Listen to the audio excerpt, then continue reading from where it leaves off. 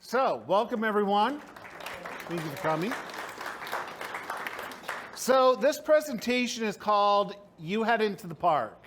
And that's a quote I found in an article I was reading about the park that during the 1920s, which is really part of the park's heyday, as people were driving to the park and they'd see people walking along the road, they sometimes would stop and ask them, are you heading to the park? And if they said yes, well, hop in. That's where we're going. So what we're going to do is we're going to look at the formation of the park, or I should say parks, and we're going to bring that right up until about the 1960s.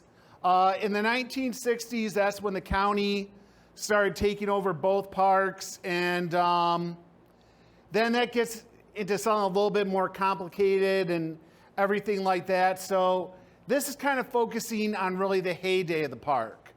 And really the idea for this talk came, I actually work for Emerson Park. Everyone here at the museum does. And I had a young lady who works in the ticket booth, and she asked me last year, she said, I heard this used to be like an amusement park, everything like that.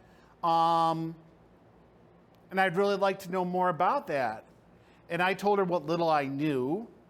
But then I started working on this presentation because I was like, well, there's really a lot I don't know.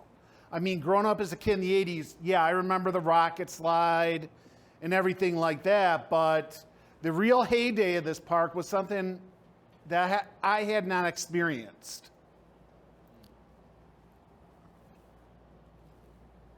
So here's a picture of the park as it looks now. Pavilion would be down here. Of course, this is the island. We're in this building right here. We're right on the end. Okay, so this is what the park looks now. And really, this is our main office right here. These are the scene shops to the merry-go-round. So really kind of all this area here is Emerson Park. Even these kind of trees and wetland here next to the high school, that's all county land. All right. So, who was here first? Now, you might have noticed this sign over by the ball field. Recently, the park has planted a beautiful tree in front of it so you don't see it. But it says Algonquin Village Site, a third period culture, one of the largest Indian pottery jars in state found here. Well, in 1915, this man named Edward Gould began doing digs out at Emerson Park. At that time, it was called Lakeside Park, but he began doing digs along the outlet. Now, Gould is an interesting person. He was from Harrisburg, Pennsylvania, and even when he was an adult, he only stood about 5'3" and weighed about 98 pounds. As a child, he was very small too. So he never really got into physical sports with other boys. He preferred doing things by himself. And so a friend of him one time said, hey, if you go into the woods, there's a lot of arrowheads and stuff like that. So Gould started going into the woods, and he did. He would find a lot of artifacts in the woods, and this was something he could do by himself. And by age 14, he had himself quite a large collection, okay? But as he got older, he decided to become an artist. He actually learned to draw. His family had a book about Native Americans, and he would copy those illustrations. That's how he taught himself to draw as a young boy. Okay, so he goes to Paris and later New York City, trains to become an artist. He was best known for his landscape paintings. And then 1884, he moves here to Auburn. In 1906, he painted a mural for the Osborne House, or the Osborne Hotel, which used to be downtown. And his mural depicted some of the first white settlers in the area and some of the Native Americans that were here. There was a Cayuga tribe here when first people started settling in Auburn. They were where the prison is now. Now, for his painting, he actually used some of the Onondagas from the reservation outside of Syracuse. And he became very close with these Onondagas. And he was very interested in their culture, in their way of life, and he was very concerned, too, with the way that they were sometimes treated by the government. He was actually adopted into the Onondaga tribe, was given the name Chief Rainbow, and he would do a lot of business for them, and he'd advocate for them on state, federal level. As a matter of fact, in 1917, he actually went to Washington and appeared before Congress because 3 churches had been built illegally on Onondaga reservation land. And the biggest problem was these churches were built where the Native Americans planted their potatoes. So they sent him to Congress to argue, to get these churches removed.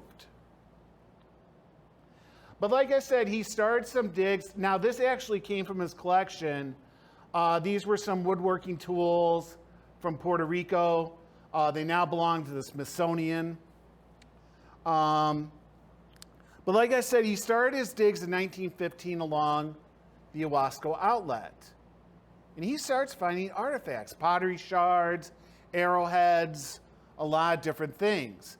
This started interesting a lot of people, a lot of archaeologists, particularly these 2 guys. Now, Arthur Parker was a state archaeologist, and he actually was Native American himself, part Native American. His father was Native American, however, his mother was not. She was actually a teacher on the reservation, okay, but she was not Native American. He is adopted into, he was Seneca. He was adopted into the Seneca tribe, though, in his 20s, mostly because on his father's side, he was actually related to quite a few prominent Senecas. For example, one of his great uncles was Brigadier General Eli Parker. Now, Eli Parker was a general during the Civil War and was General Grant's aide during the war. As a matter of fact, in some of the paintings of the treaty between Appomattox Courthouse, where you see Grant and Lee signing the treaty to end the war, a lot of times artists will, if you look in the background, add Eli Parker. Okay, he was a full-blood Seneca and was Grant's aide during the war.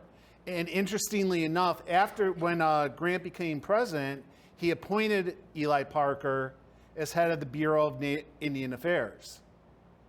Until Congress had a fit, Congress was like, well, wait a minute, you can't have an Indian running the Bureau of Indian Affairs. That defeats the purpose. So he had to fire him, but still, that was Arthur Parker's great uncle. Now, Parker and then later Ritchie, who came along later, these both worked for the State Museum. They both came out here and did digs along the outlet here at Emerson Park. And they came up with a theory about the tribe that lived here. They said that the tribe that lived here was not an Iroquois tribe. If you notice the sign, it said Algonquin. Algonquin is basically a word that means non-Iroquois, to put it simply. And just to let you know, for the rest of this presentation, I won't be using the word Iroquois. I'll be referring to that tribe as the Hindu-Shawnee.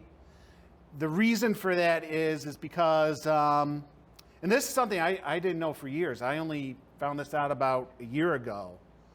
But the word Iroquois, turns out, is actually an insult. The way I had described, it's a French mispronunciation of an Algonquin curse word. because again, the French were not friends with the Hindu-Shawnee. Okay, so I would be referring to what we normally call the Iroquois as the Hindu-Shawnee, or just the people of the Longhouse, which is what they called themselves. So they said, though, that this was not Hindu-Shawnee culture over here. They actually call it the Owasco culture. And for many years, this was on the book. And if you read books about Native Americans in New York State, you would come across, oh, the Owasco culture, and that it predated the Hindu-Shawnee. Well, unfortunately, that theory has been discredited.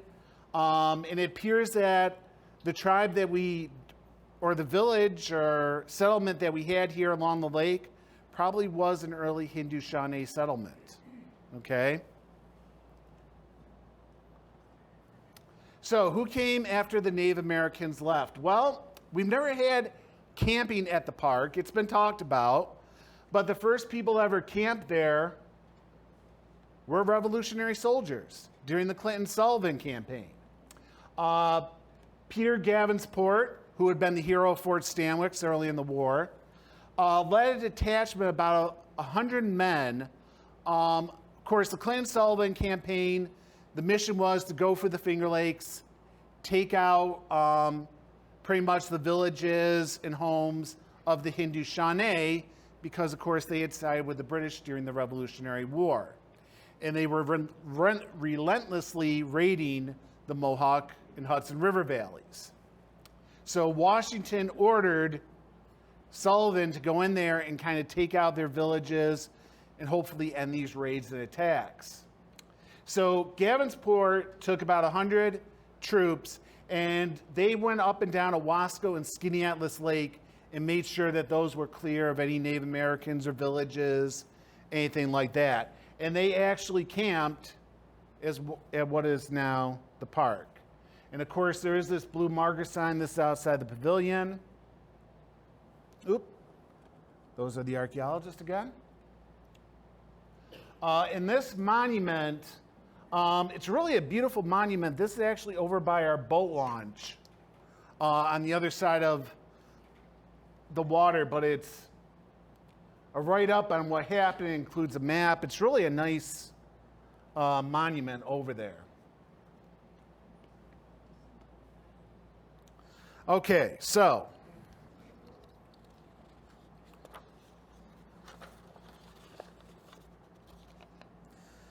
all right, 1850. 1850, the Auburn-Moravia Plank Road, this is not the Auburn-Moravia Plank Road, but it's roughly what it would have looked like, opens. So it's a road between Auburn and Moravia. So this man, Charles S. Peet, built the 2-mile house near the end of the Auburn-Moravia Plank Road. So this was a tavern, about 2-story structure, had a veranda. He sells it 2 years later for $2,200 to George W. Tadley. He'll sell it 2 years later to High Townsend. Okay? High Townsend will operate the 2-mile house from 1862 to 1898. Now, this tavern was really a favorite among the locals.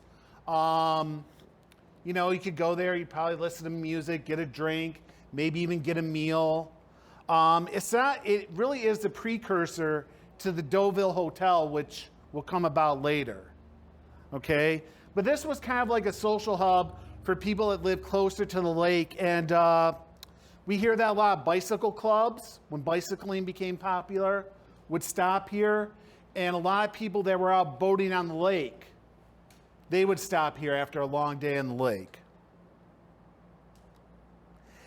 Then 1868, the state authorized the dredging of the outlet of the lake. Now, they did this so that the factories in Auburn could get a more reliable flow of water to run their factories. However, when the state came in and dredged out the outlet, they actually created a new channel, which created the island as we know it today, Deauville Island. Okay? And the 2 Mile House was actually built near the old channel. So if you're going across the island today and you're heading over to closer to where the speed mark is and everything like that, that's the old channel. And that's where the 2 Mile House would have stood. Okay? Okay. In 1889, the island is owned by, we believe that this was a brother and sister, Helen Stewart Cocker and Robert W. Forbes. They both live in New York City, and they happen to own most of the northern shore on Owasco Lake, including the island. Well, they wanted something done with the island. They were in New York City. They couldn't do anything, so they put it up for sale.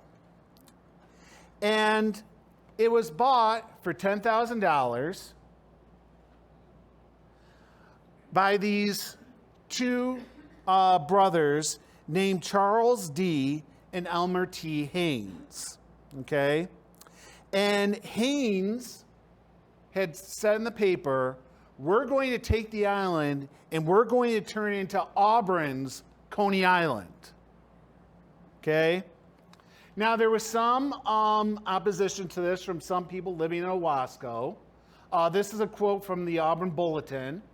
We are not new, referring to the protest of some Owaskans against the island park, which, as now conducted, seems to be a spot where, on God's day, the ungodly can separate themselves from the godly with the least harm to both.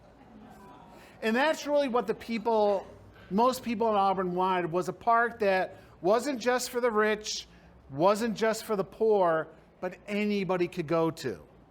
Okay? And actually, in the late Victorian era in America, you did have that. If you went to New York City, there were parks for the elite, and there were parks for the immigrants and the poor. In Auburn, we wanted a park everyone could go to, and that was part of what the Haynes brothers said about the island park is, everybody will be able to come here. Okay? So, the Haynes brothers, and here is Charles Delmer Haynes. He was really the guy in charge of this. His brother Elmer becomes the superintendent of the park, but Charles is the money guy. Okay? And when they open the park, it's with great fanfare. They officially opened on July 1st, 1889, with over 60 attractions, including they had a 50-foot clubhouse built in a Queen Anne style, okay, with a large veranda around it. And the tables on the veranda had electric buttons that you could use to summon a waiter to your table. Okay? Now, the waiters could bring you a nice, fresh, cold glass of lemonade or something a little bit stronger. It was up to you. They also had a 2-story arcade building, which housed a formal dining room, a telegraph and telephone booth, a cigar stand, and private dining rooms that you could rent if you wanted it for a reception or something like that. On the second floor, there were 20 rooms to rent, all with their own private balcony, and these went all around the building. There was a dance pavilion, and the Auburn City Band would play in the dance pavilion each afternoon and evening. So there were daily dances, and they played a lot of the popular music of the day. And on Sunday, they would offer a special concert where they played either religious or patriotic music. There was also a merry-go-round, a miniature train that went around the island. There was a bowling alley. There were houses for rent if you wanted to stay out by the water. And also there were boat rides on Captain George Clark's Lady of the Lake. So you could hitch a ride on this. Okay? Now, how did you get out to the park at this point? Well, the Haynes brothers actually arranged for buses, and when I say buses, I mean really long carriages.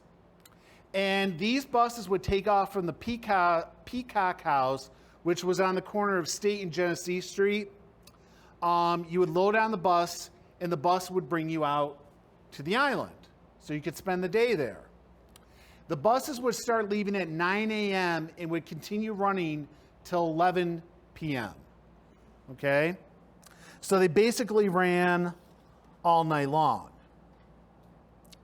So park seemed to be, doing pretty well. Here's another picture of a boat taking off, a little rougher waters.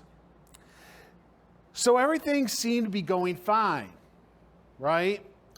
Well, the next year, Charles Haynes skips town with all the money. They were able to catch Elmer. Elmer got dragged into court, said he didn't know where his brother was. And Elmer, though, admitted in court that, most of the buildings aren't paid for. So you had a lot of the contractors go in there and season a lot of the building supplies and everything like this. And then a manhunt began for Charles. Because not only did Charles skip town with all the money, and this was actually found out by David Brinkerhoff, who, was a prominent landowner up the lake here. He found out that the park had been selling ale and beer without a liquor license. He actually had gone to the park on September 11th. I only remember this because of the date. September 11th, 1889, and he walked up to the bartender and he said, "I'd like a beer." And the bartender says, "Yeah, sure, why not?" And that's when Brinkerhoff said, "Oh, no, I got you guys." At this point, by the way, Charles was already out of town. But they had been selling liquor without a license. Well, they find Charles in Hudson, New York. He's hiding out. So they arrested him there for selling spirits without a license. Now, this is where I kind of ran into something a little bit suspicious. Let's go back here to Charles for just a second. So as I'm researching his name, I come across a newspaper article talking about his wife. They never give her first name. She's always referred to as Mrs. Charles D.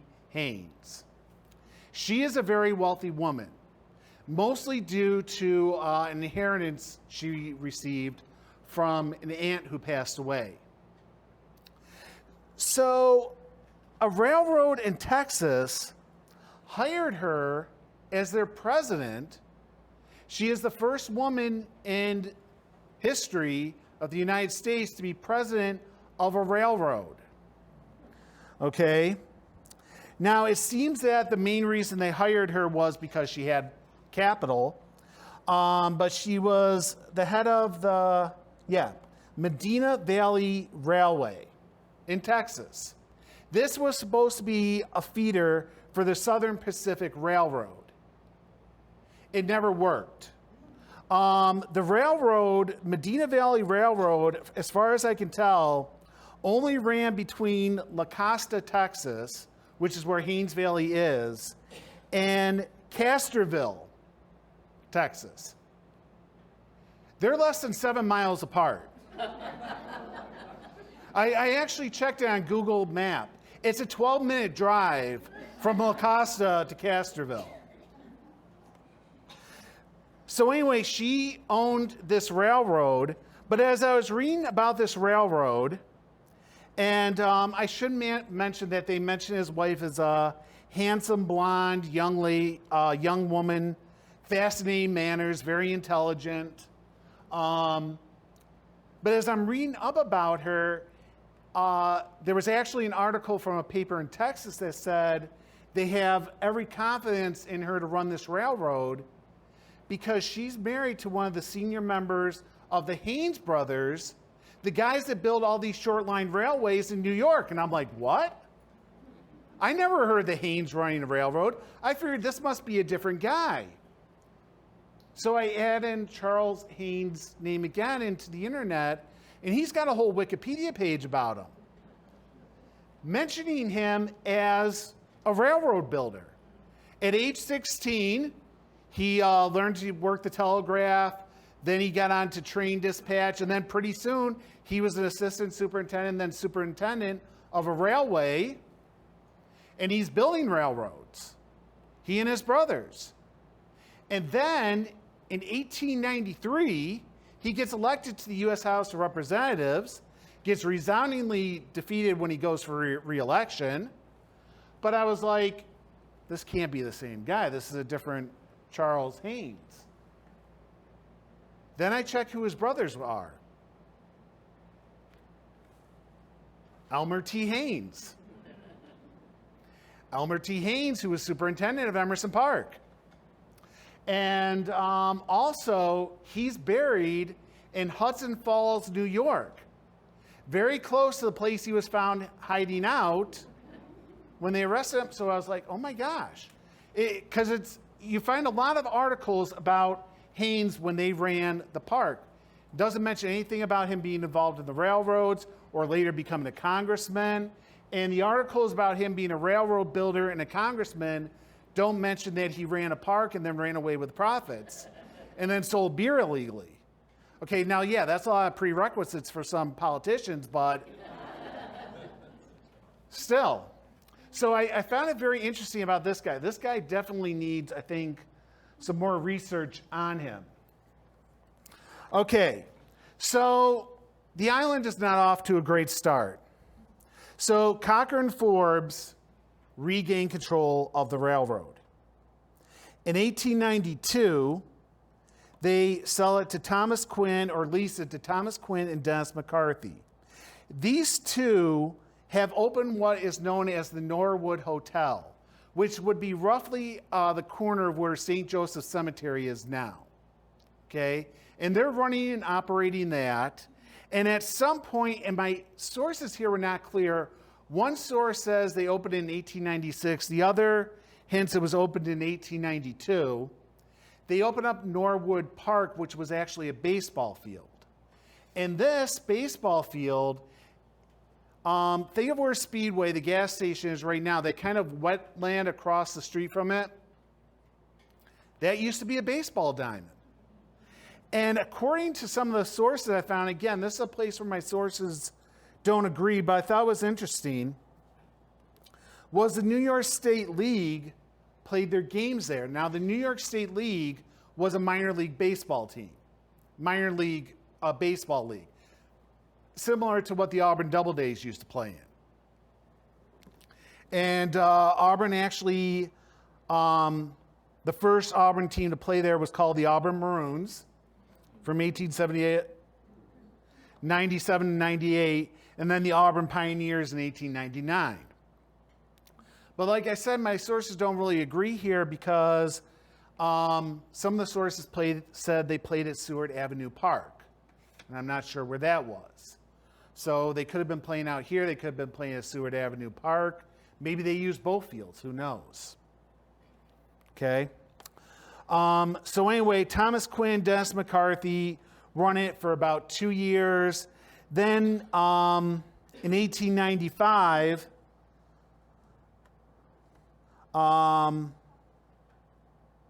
they sell it to a guy named John J. Smith. Now, John J. Smith works for the Interurban Railroad Company. When he leases it, by the way, Cocker and Forbes tell him, don't sell any alcohol. Unless you build a building specifically for that. We don't want any alcohol sold on the park. So anyway, John J. Smith takes it over. He's considered a very good businessman. He runs into financial trouble, which I don't think was connected just to the park, but some personal stuff too. So he gives, the island actually goes up for public auction. Cocker and Forbes buy it back. And it seems like this time nothing's worked, so they offer it to the city of Auburn with certain conditions. City of Auburn turns them down and says, no, we don't want to buy the island. You keep it. So finally, they're kind of at the end of the rope, Cocker and Forbes. And then 1899, Michael Camardo, who was a local hotel clerk, bought it. He's going to own it for the next 20 years. He's going to make about $75,000 in improvements. And it's really under Camardi that the island is going to become a major draw. So like I said, he pours $75,000 of improvements into it. And it opened on July 21st, 1899 with a ton of fanfare, colored lights on all the exhibits. He opens up a new hotel on the island, which had full accommodations and dining room. It served alcohol, but quietly. You had to know who to ask. It had a roller coaster, merry-go-round, dance hall, shooting gallery, a place where you could go and rent boats. It had an ice cream stand which served ice cream cones. Now, why is this amazing? Well, remember, 1904 is when they opened the ice cream stand. The park opened in 1899. 1904, they opened the ice cream stand. 1904 World's Fair in St. Louis was the first introduction of the ice cream cone. And that's what the ice cream stand at Emerson Park did, was they gave it to you on an ice cream cone. So this was a big deal, and they actually made the cones right there. So you could walk by the stand and actually smell them mixing the batter to make your ice cream cone. Okay? They had a popcorn house. They had a beach for swimming. Again, they also had a miniature railroad. They had live deer on the island, live monkeys, yaffles, which are woodpeckers.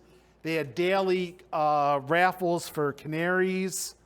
All this was part of Camardo's park. Okay? He built a new seawall on the channel. And even though the lady of the lake had retired herself, he was able to arrange for a passenger steamer called the City of Auburn to come in and dock at Island Park. Okay? Normally it would dock at Coning's Point a little further up the lake. And he also got two other ships known as the Nymph and the Mildred too to dock at Island Park, and visitors could get on and visit different points of interest on these boats. Okay? In 1904, they built a theater on the island. James Hennessy, who is the manager of both the Brutus Opera House and the Auburn Auditorium, both in Auburn, he's the manager for them. He's in charge of getting acts for the Island Theater, and he brings in some great acts, supposedly. He really had an eye for talent, and the theater really flourished under him. In 1904, though, the cockfights were banned at the park.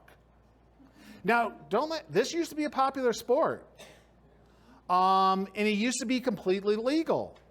But in 1904, the state banned it.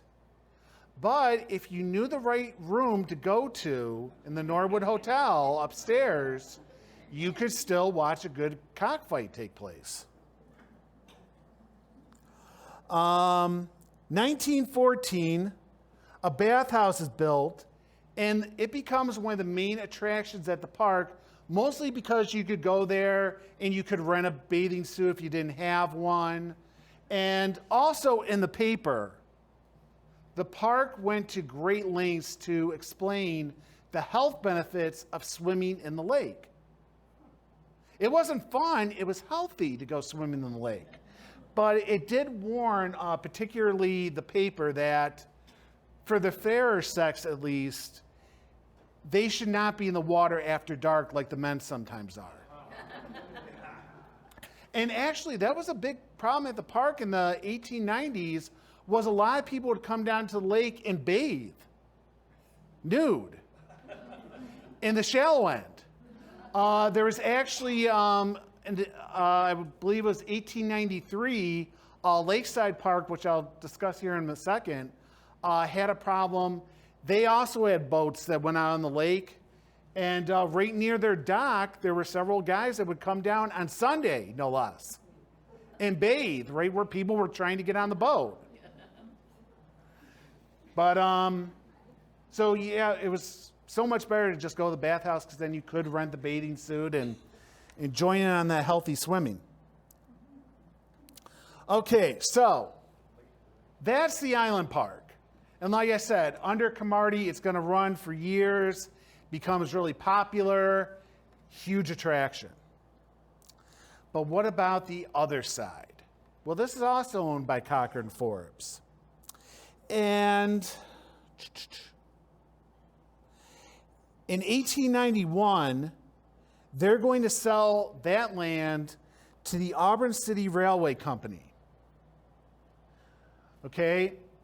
Now, before this land was sold, now this was an oil painting. When I tried to enlarge into a slide, I realized it got a bit blurry. But this is actually a painting of the Owasco outlet with a farm. And actually, that's what was at the park before the park was put in. There was actually a farm. The buildings were down where the pavilion is now. And out where Green Shutters or Seb's is, that's where their hayfield and fruit orchard was. But there was a large farm there for years. Okay? It was abandoned by the 1890s. And like I said, Cochran Forbes sold this to the Auburn and Syracuse Electric Railroad Company. Okay? And this is White Bridge Road right here. This bridge still exists. Some of you might have gone over it today. Okay. So the Syracuse Electric Railway Company wanted this land as a way to increase riders on their line.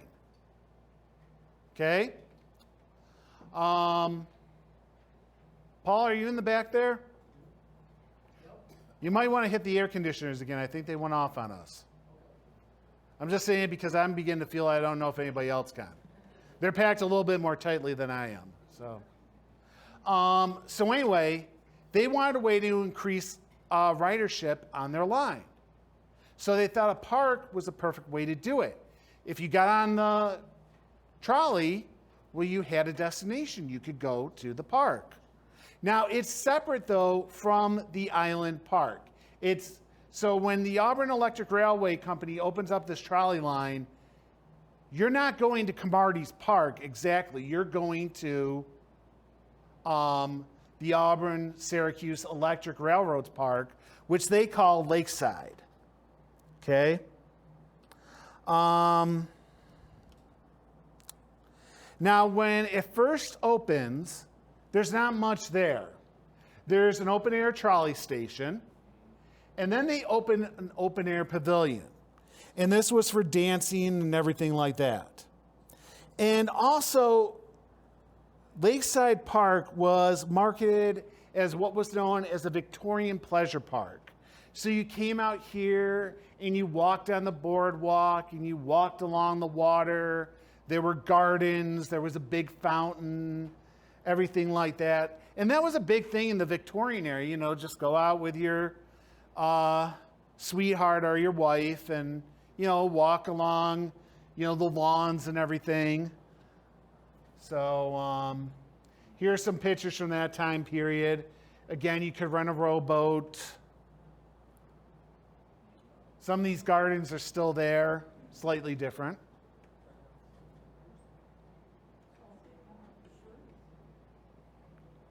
And there's some people sitting along the... So that's how this is really marketed, as a Victorian pleasure park. And it has that pavilion, which have dances every night. And the trolley would run every day, and same with like the buses that went to Island Park, it would run to about 11 o'clock at night. Okay? Then tragedy hits. On May 2nd, 1912, a fire will take out the pavilion. Oh, I did have this one quote here, though, about the park. What constitutes an ideal picnic spot? If it is a large park located on the shores of a beautiful lake, equipped with a magnificent pavilion, restaurant, sheltered lunch tables and seats, wide lawns, beautiful flower gardens, swings, band concerts, free dancing, fine orchestra music, baseball diamond, boating, canoeing, sailing, bathing, fishing, and the like, with a general amusement resort close at hand, that was Camarty's, then Lakeside Park is the place to go for it. So this is what Lakeside Park offered, okay? And the pavilion, like I said, was really kind of its main showpiece. That's where you could go and dance and everything like that. But, and here's a picture of it originally. As you can see, it was all open air, right? Very similar to the one that stands now. Well, a fire strikes. May 5th, 1912. Burns it right to the ground. So, actually it was May 2nd that it hit.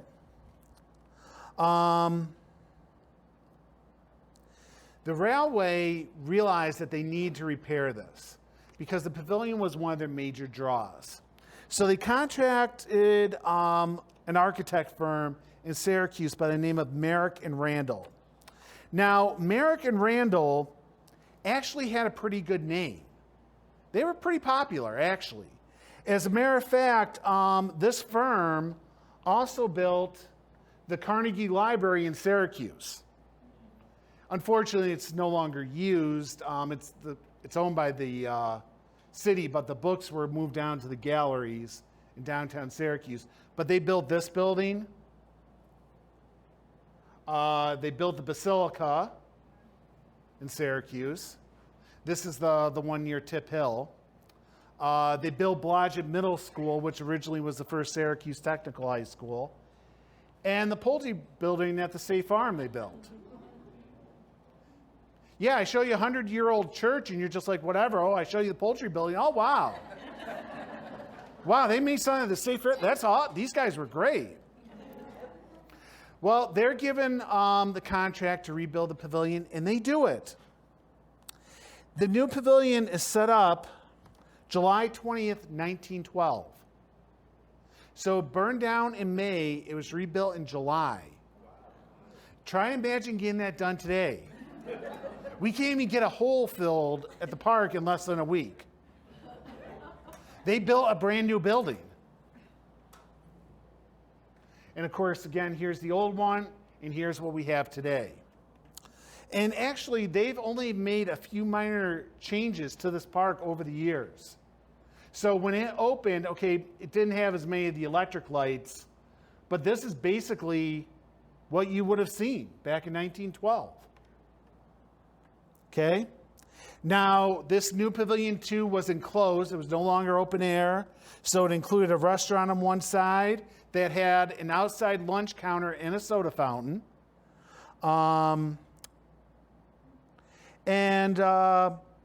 You could go there, again, every night, afternoon, dance. Dances were a dime, okay? A dime a dance.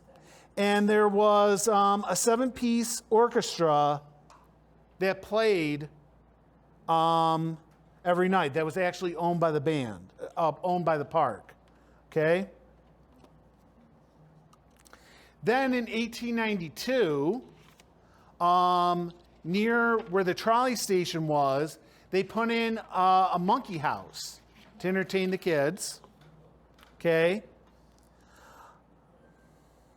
And by 1906, the trolley carried on average 1,000 people per day to the park from Syracuse and Skaneateles alone. Okay? Now, 1911, or actually 1912, after the pavilion was rebuilt, the pavilion is considered the best place in Auburn to go dancing. Okay? But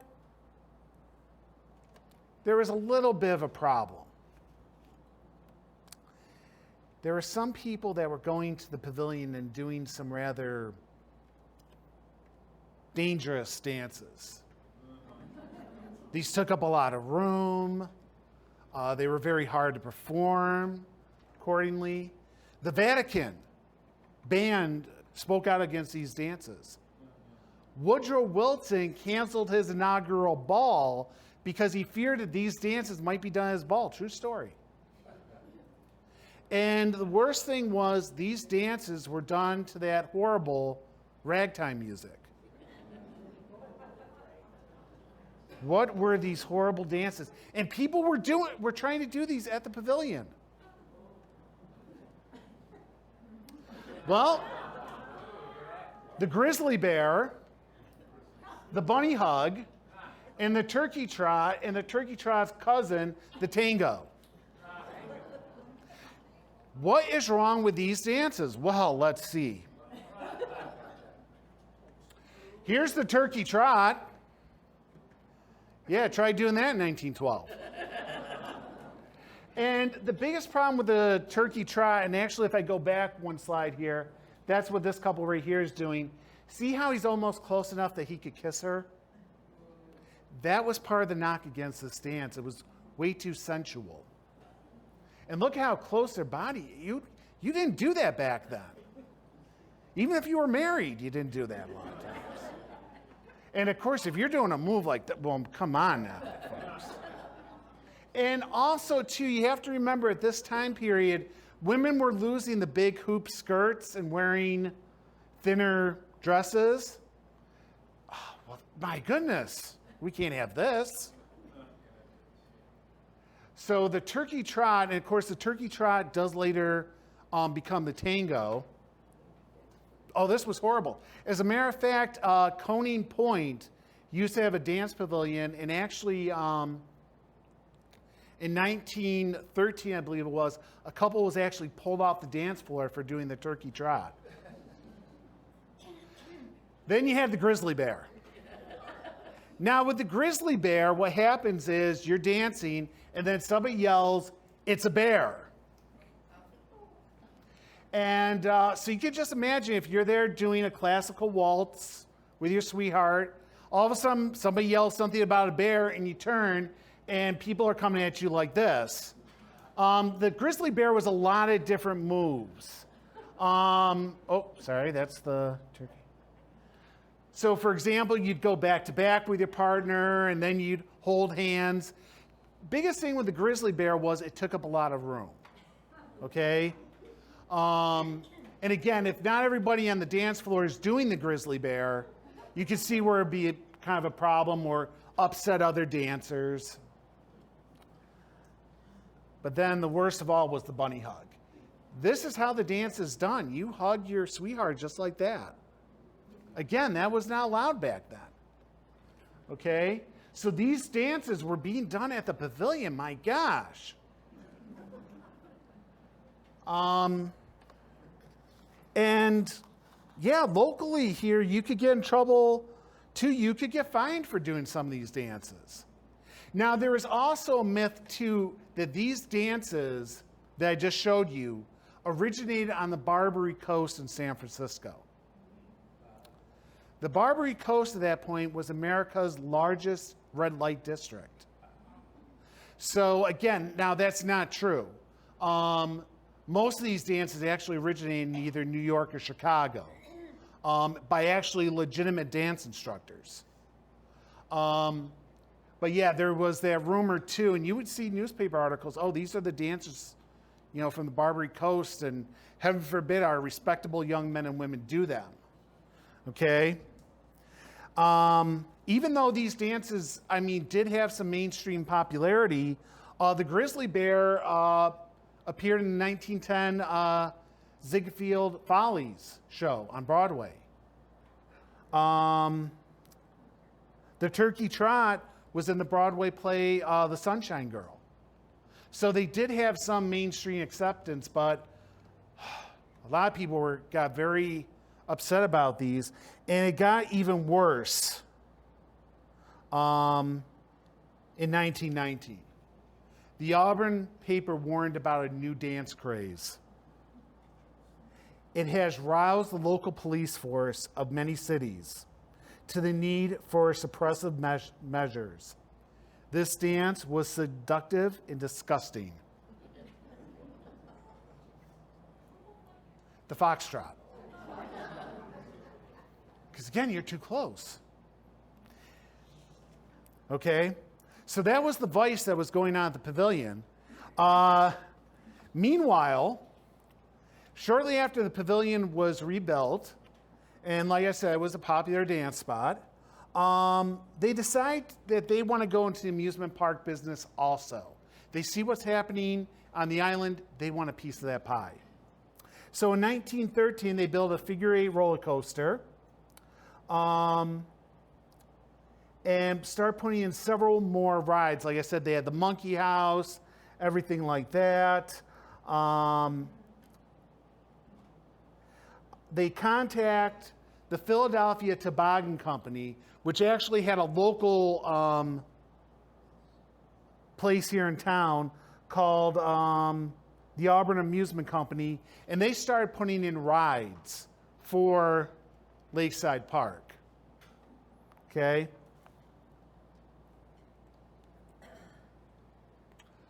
And this is a little write-up about the park. Now, this comes from 1940. At the foot of Owasco Lake lies Lakeside Park, the largest resort in central New York, with every amusement device, pavilions, spacious lawns, athletic fields, and picnic grounds. Just across the Owasco River is Island Park, with a superb sand bathing beach, public bathhouses, and another assortment of park amusements. Bus lines, 2 state highways, and 1 steam road connect Owasco Lake with Auburn 2 miles distant. Okay? Now, not everything was great at the park, of course. In 1914, some local African Americans decided to celebrate Harriet Tubman Day at Lakeside Park. They decided they wanted to go dancing. The park refused to sell them dance buttons. You paid a dime for a dance button, and then you gave that dance button to an attendant, and you got to dance. Well, they refused to sell them any buttons. So several of these young people sued the park, or sued the Auburn Syracuse Electric Railway Company. The first gentleman whose case went to court was Carroll H. Johnson. His court case was actually heard in 1915. Again, this happened the year before.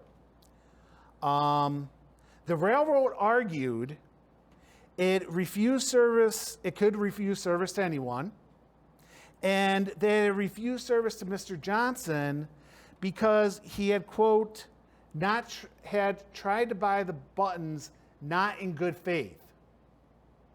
They didn't elaborate on that, just said he had tried to buy the buttons not in good faith. However, his attorney countered, well, that may be, but you're violating the civil rights law. Okay? Civil rights law at that time was something called Plessy versus Ferguson, which demanded separate but equal. So Mr. Johnson does win in court. He's paid $150, which would be about a little over $4,000 today in damages. And what's interesting is, and actually the paper mentioned this too, they said the fact that the jury considers Lakeside Park a public place and that colored people, that's the word they used back then, applying for admission to the dance floor should have it, puts the company in a position that may prove to be quite embarrassing in the future. Okay? And like I said, there were other cases pending after Mr. Johnson. So, later in 1915, George Lewis, who is, he's an employee of the Auburn-Syracuse Electric Railway Company, but he's in charge of the park. He actually went out and he found there was a group of African Americans picnicking in the city. They were from Ithaca. And he approached them and he said, "Hey, do you want to come to the park and go and do some dancing?" He actually went up and offered to them, and they said, "Yeah." So he brought them out there, and they were able to use the dance floor, but they had use of the dance floor from 5:30 to 7:30. Regular dancing opened at 8. But they were allowed the floor for a while, and I guess quite a crowd came out to see them. So it was kind of a step in the right direction. Other than that, the park was considered quite safe, had a regular police presence. State police would often drop by. Okay.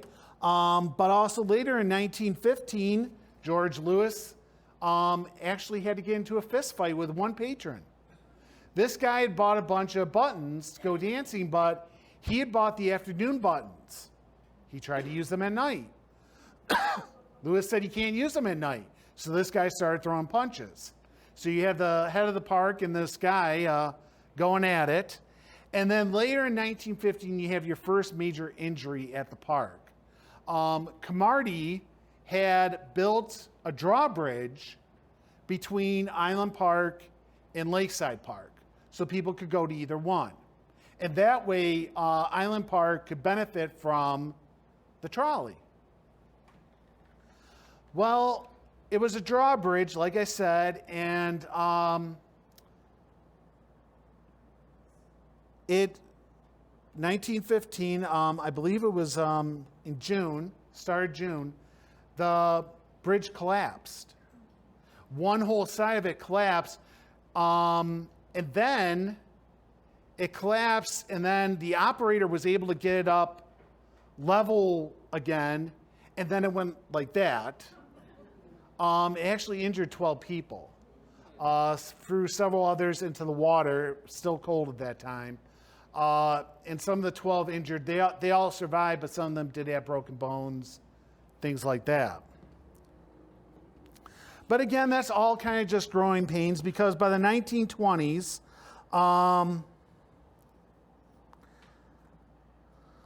Lakeside Park had transitioned from a Victorian pleasure park into an amusement park. And like I said, the Philadelphia Toboggan Company was most to thank for that. They sent out this guy called John A. Miller. Now, he is known by two names: the Thomas Edison of roller coasters and the father of the modern high-speed roller coaster. He is going to make 100 patents in his life for roller coasters, all focusing on roller coaster safety. He believed roller coasters should go higher, faster, and have tighter turns than they currently had. Well, to do that, you had to improve the safety. That's what he worked on. So he designed a roller coaster for Auburn. That one right there. Now, originally, this roller coaster was called the Owasco Dips. Then it was later known as the Wildcat. Okay? Now, to go along with the Wildcat, there was a merry-go-round, a Ferris wheel, a chute ride, that went through the water. Here, this again came out blurry. Here's actually where you would get on the Owasco Dips. Okay? And here's kind of a faraway view of what the park would have looked like. Okay? A lot different than it looks now. Okay?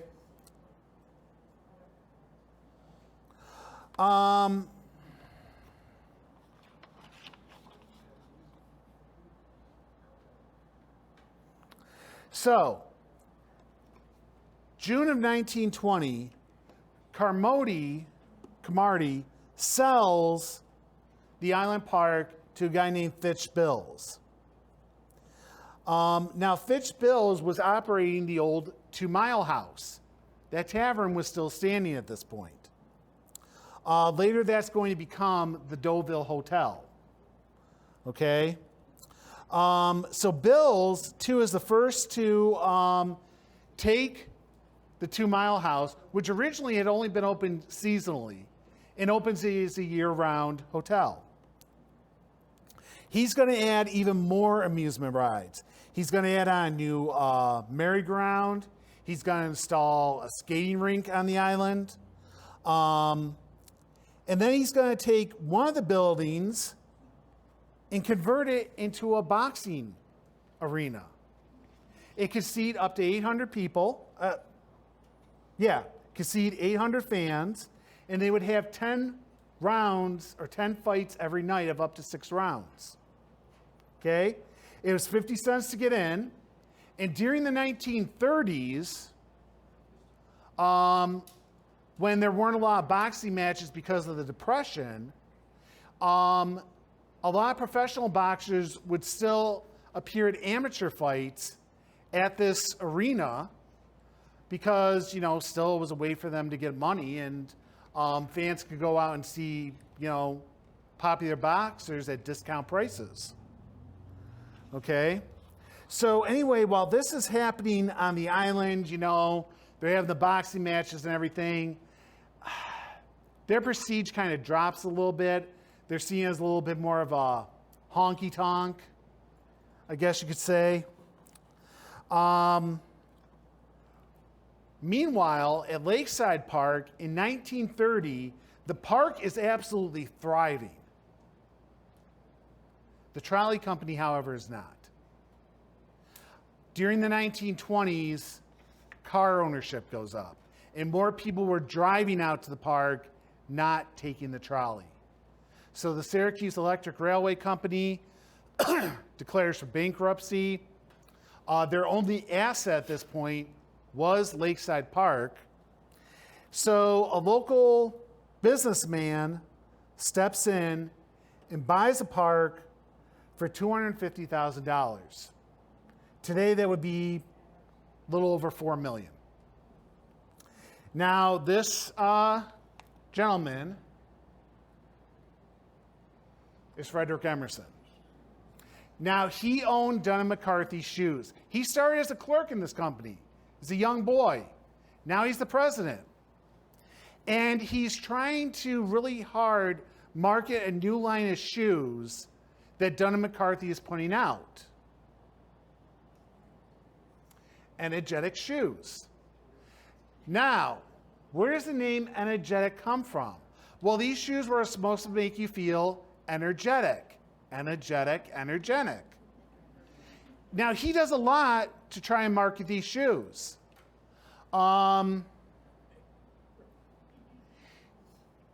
He had these automobiles made. These were basically showrooms on wheels. These cars were made by the Glenn Curtiss Company. Glenn Curtiss used to be into aerospace industry. Then he started making these cars for Energetic. And basically, these cars would pull up outside a shoe store. And if you were a customer, you could stop and walk through the car, the back of it, and it would have, a display of Energetic shoes and everything like that. He also, Emerson does, buy an Energetic blimp, which he would have at different events. And now he has the park. So these were all different things he did to market his shoe company. Okay? And he runs the park during the Great Depression. Now, the park, guys, thrives during the Great Depression. People needed an escape. Energetic offered that. So Emerson comes on, though he does make a few changes to the park.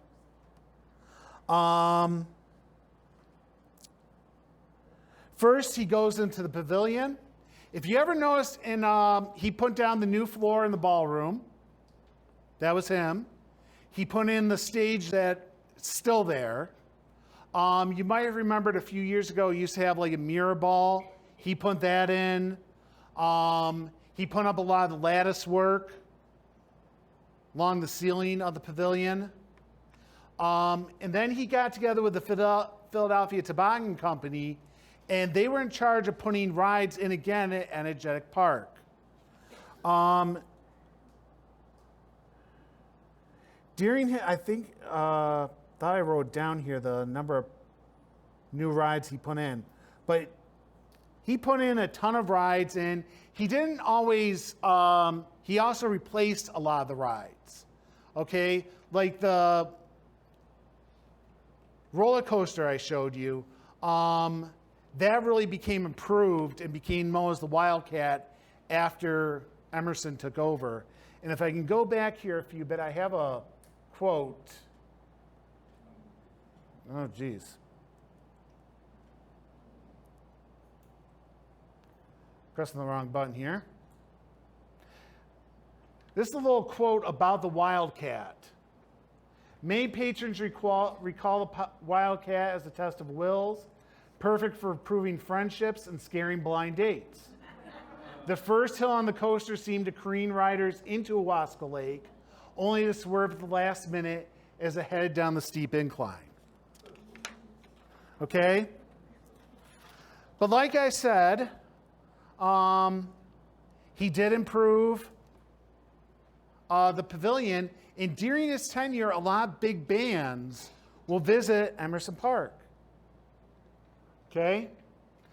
They installed many new rides, the merry-go-round. And when I talk about the merry-go-round, I'm talking the merry-go-round theater. Okay? They used to house a merry-go-round. That merry-go-round was put in by the Philadelphia Toboggan Company. Okay? So that big merry-go-round was put in during his tenure. They also made improvements to the Owasco Dips coaster, became the Wildcat. He added the first parking lot. There used to be fireworks every Monday night under Frederick Emerson until the people around the lake said no. And the pavilion continued to host nightly dances. And he got some well-known bands in there. Here's one ad for Seeger Ellis. Paul Rowe was another one that got to come out there. Now, if you've never heard of these groups, that's fine, but these guys performed at Emerson Park. Tommy Dorsey and his orchestra showed up. Seeger Ellis. Les Brown, his orchestra. Perry Cuomo performed at Emerson Park. Looks kind of young in that picture. Okay? And that's pretty much what the park would have looked like back then as an energetic park. So it goes great. Like I said, the 30s, the park is booming. Then the Second World War hits. Gas rationing comes in. People cannot drive to the park anymore. And a lot of the park's traffic came as far away as Geneva. Now think about that right now, guys. Think of how far away Geneva is. You know, was it like a 40-minute ride? Can you think of any place in Geneva that you would drive to just to go dancing at? Can you think of any place here in Auburn that a person from Geneva would drive to just to go dancing at? Yet they did throughout the 30s. That's how popular the park was. That's how popular the pavilion was. That people would come from that far away, would come from Syracuse. Nobody comes from Syracuse to come party in Auburn. They did back then. But the gas rationing hits. So Emerson kind of trying to be patriotic mostly, closed the park in 1942. It was closed again in 1943. However, in 1944, though, he sold it to the island. He sold it to the county, sold the park. And the park, the rides and everything had been left standing there for 2 years. So the county went in and scrapped most of the stuff that was there. Okay? However, the island had kept running during the war.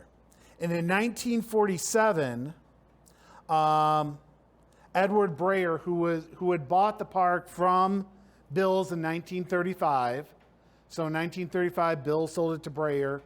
Breyer in 47 sells it to John and Mary Padlick. Now, they had started out running a root beer stand at Dorney Park in Allentown, Pennsylvania. Then they'd gone to Seabreeze for a while. Then they buy the island. Okay? And I got to talk to David and Ann Padlick. They still live here in Auburn. And when their family took over the park, or it was Dave's father and uncle, his father ran the hotel. His uncle ran the amusement park. The hours were long. The whole family worked there, even the cousins. And they had company picnics. Carrier would come out there. Syracuse, China would come out there. These would be huge picnics, like 5,000 people. Okay? Syracuse, China would bring out 1,500 annually. They did fireworks, the Padlicks did, on Memorial Day and Labor Day every year, and 4th of July. Okay? They would add 15 new rides, a new merry-go-round, and then they took over the merry-go-round, which had been part of Energetic Park. So they ran that merry-go-round. They also ran one on the island. They had a roller coaster, Ferris wheel, swing chairs, kiddie rides, Dodgem cars. They also had picnic shelters. They had games set up, ring toss, darts, shooting gallery. And they had 2 boats which would also go on the lake.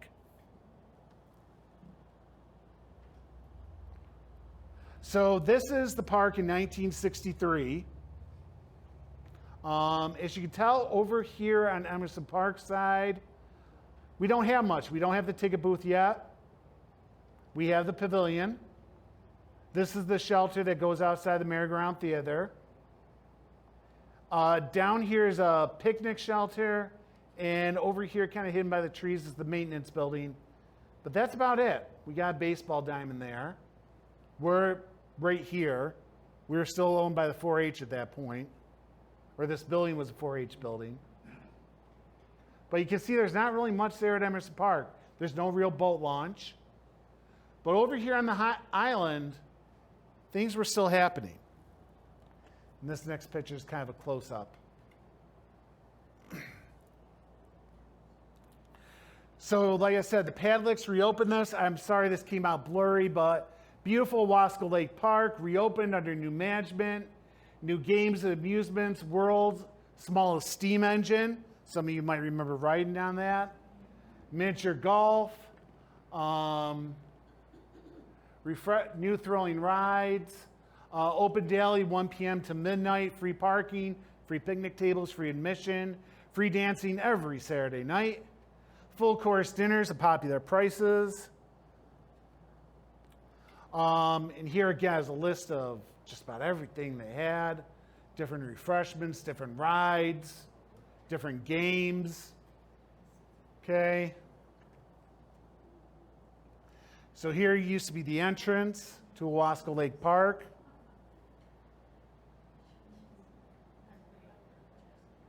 This is the bridge that used to go across the lake, or the outlet, across the lake.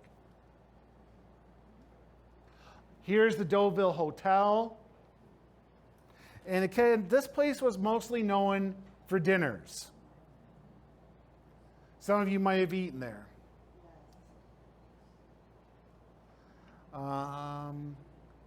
There's the bar. At this point, too, they did have a liquor license, I checked.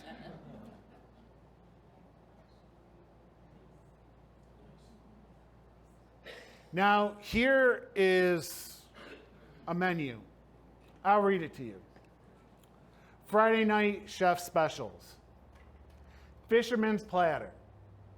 Choice filet of haddock, fried scallops. You get your fried shrimp, 2 veggies, a garden fresh tossed salad with your choice of dressing, rolls and butter, coffee, choice of dessert for $1.65. Can't beat those prices. And if you don't want fish, well, don't worry, because they also got spaghetti with mushroom sauce, with clam sauce, or spaghetti with meatballs, garden fresh tossed salad, choice of dressing, rolls and butter, coffee, choice of dessert. And again, that's just $1.65. Okay? This also mentions, so this is from 1965, this ad. At that point, they had 23 rides, 18-hole miniature golf course, speedboat rides, lake cruises, a circus sideshow was set up. Okay? The Monkey Girl and World's Strangest People. And they had a smorgasbord. I guess that was on Saturdays and Sunday. Okay, and you could go in there and get regular dinners too. Now, the big story about the hotel is, when did Island Park end? Well, when the hotel burned down, right? You've all heard that story, right? The hotel burned and that was the end of Island Park. Well, in reality,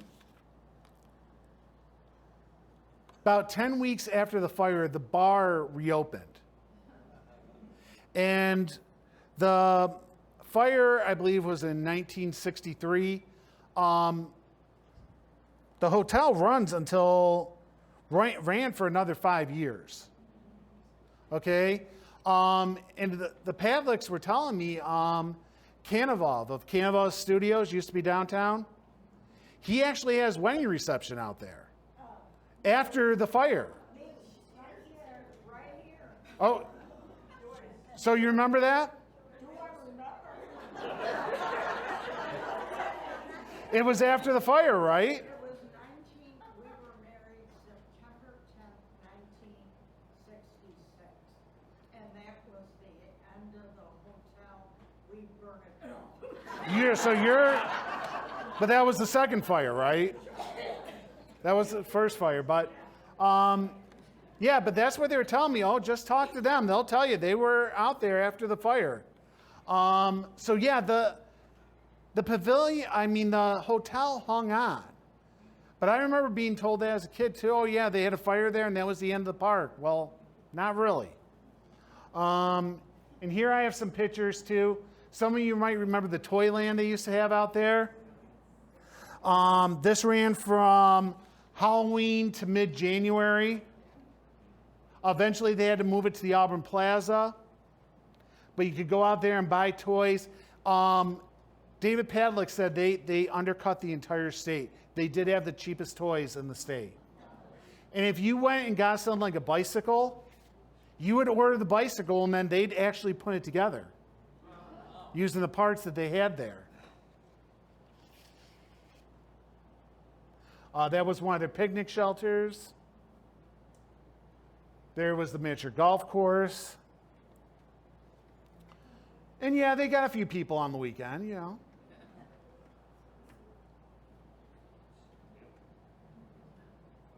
Here are the boats you could rent.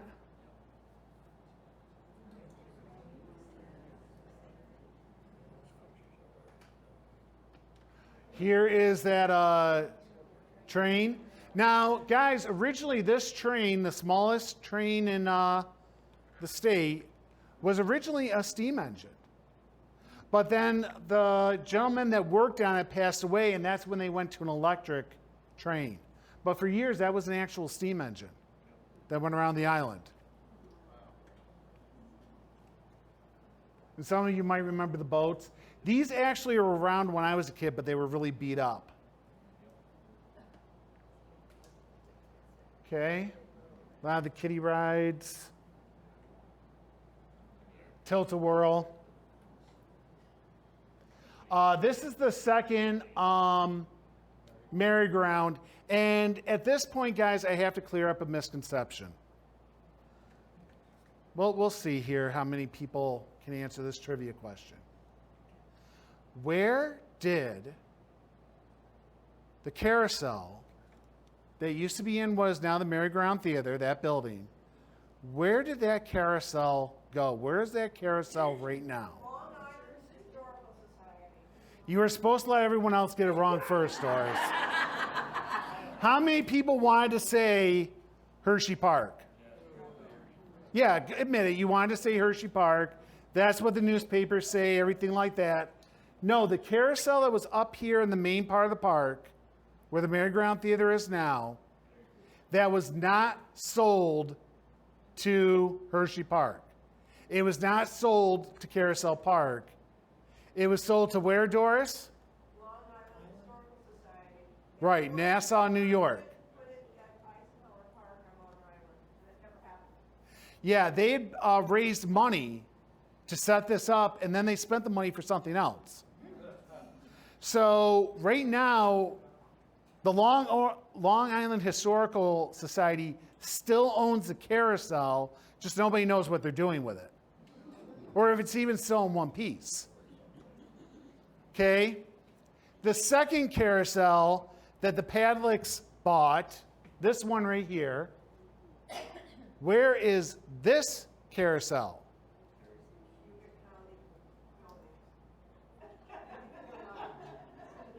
I haven't heard a right answer yet.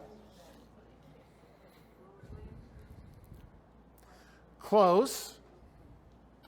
No, this one is actually at, let me see here. Jamestown. They have a state park there with several old Midway rides. And this is one of the rides they acquired.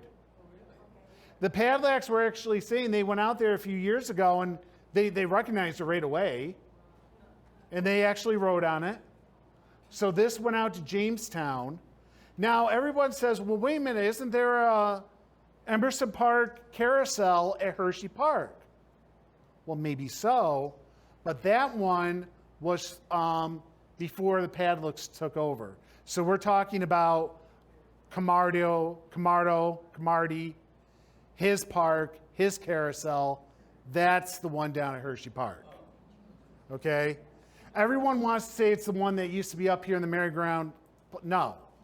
The paper keeps saying that, and it was kind of funny. Well, I won't say exactly as he said it, but when I met with David Padlick, he said, what I love is when the Citizen writes articles about the park, they never expletive call me and talk to me about it. So, but yeah, his family sold that to Nassau, and then the other one ended up in Jamestown. I don't think originally it was given to Jamestown, but eventually that's where it ended up. Rob, Yeah. Oregon from merry-go-round carousel went to Florida. Yes, the Oregon is currently in Florida, and they're restoring the Oregon. Yeah, it's due to go to the Smithsonian, but last I've seen, they're still in the process of restoring the Oregon, and then it will be moved to the Smithsonian. Smithsonian's already claimed it. And these close-ups are the Philadelphia Toboggan carousel that was in the merry-go-round playhouse. So you get a little close-up of, and these were all wooden, hand-carved. So anyway, what happened to the park? Well,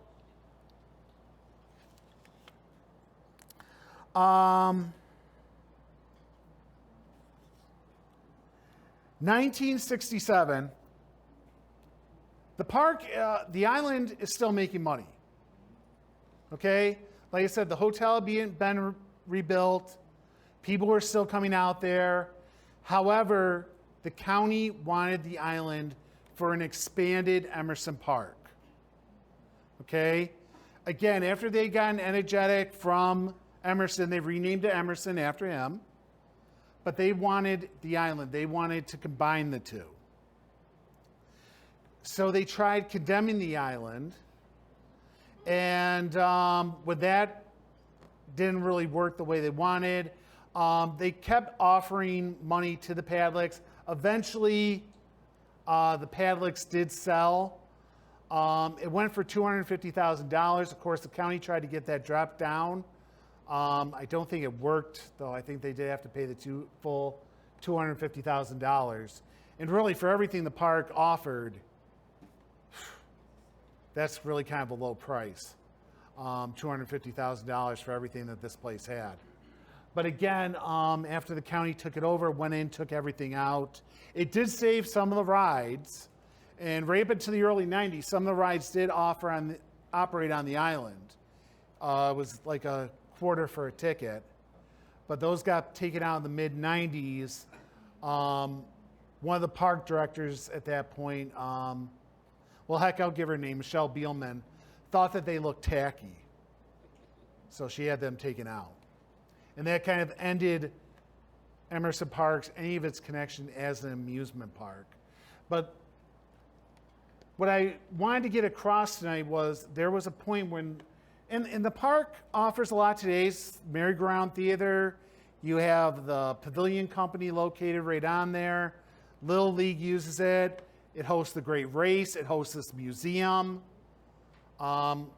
This is, Parks and Trail buildings, guys. Yeah, the car show it hosts.